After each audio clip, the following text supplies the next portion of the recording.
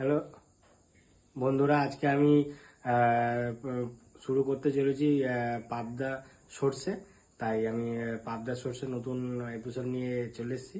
তাই আমি প্রথমত এই মাছটাকে ধুয়ে নিয়েছি। দেখো মাছটা, এই মাছটাতে নুন দিলাম স্বাদ মতন, আর হলুদ দিলাম। দেখো হলুদ দিচ্ছি, দিয়ে এটাকে নুন হলুদ দিয়ে মাছটাকে মাখিয়ে নিচ্ছি।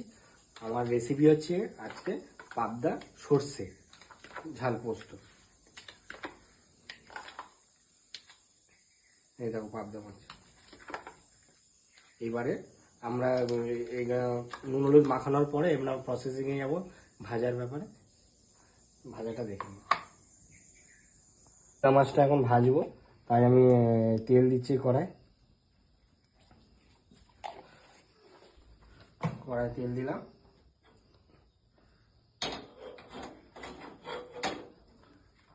দেখো কত বড় পাবদা মাছটা, দেখো ভেজে নেবো।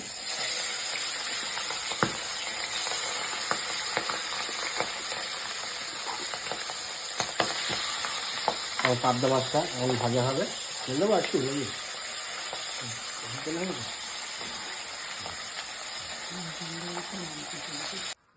এবার যে আমার সর্ষে আমি করে রেখেছিলাম, এই সর্ষেটা আমি দিয়ে দিলাম কড়ার মধ্যে।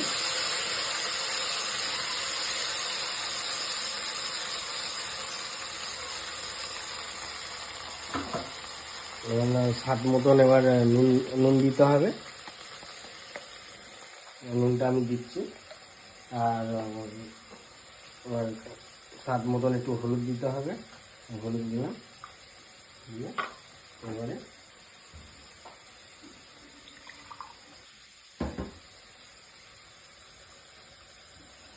সর্ষে পোস্তর যে ঝোল হবে, সেই ঝোল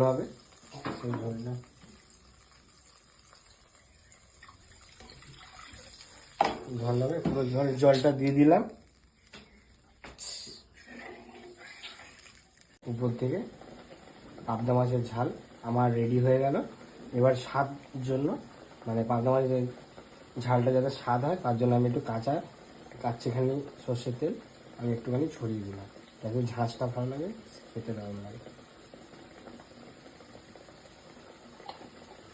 স্বাদ মতন একটু ঝোলটা দিয়ে দিলাম। আমার পাবদা মাছের ঝাল রেডি।